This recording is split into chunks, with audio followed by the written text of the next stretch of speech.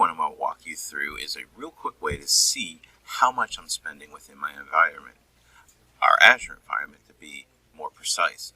So the first thing we're going to look at here is we're going to go over to our screen, and you can see over here from our dashboard we have this cost management. So I'm going to click here on cost management, and you can see here it brings us to this nice dashboard, and we have all the subscriptions available to me. So we have our Azure Pass, I have my Visual Studio Premium, and a bunch of other subscriptions. For the purpose of this demo here, or this presentation, we're going to be interested in our Azure Pass. So I'm going to click here on this subscription. Now you can see this subscription brings us to a really nice page.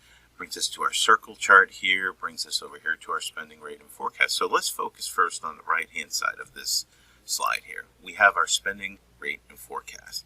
This is really important. If I wanted to know when I should expect to run out of Azure resources, you can see here that by this time of the month here, all of my Azure resources are going to be paused or disabled. And that's because I have a spend limit on here.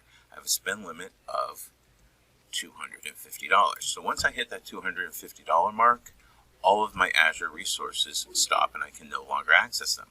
You can see here I have my credit remaining. I have $20.52 remaining. More importantly, if I had kept spending at the current limit and I didn't have a cap on here, I would have spent about $2,370. Yike, that's a lot of money.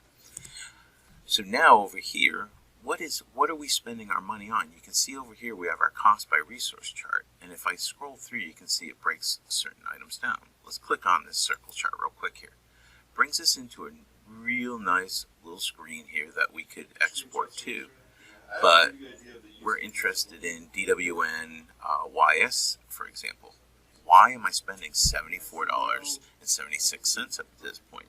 You can see here, well, I was spinning up and utilizing and testing my SQL Data Warehouse, and you can see here that I had a DW cost associated with my Azure subscription of $72.58.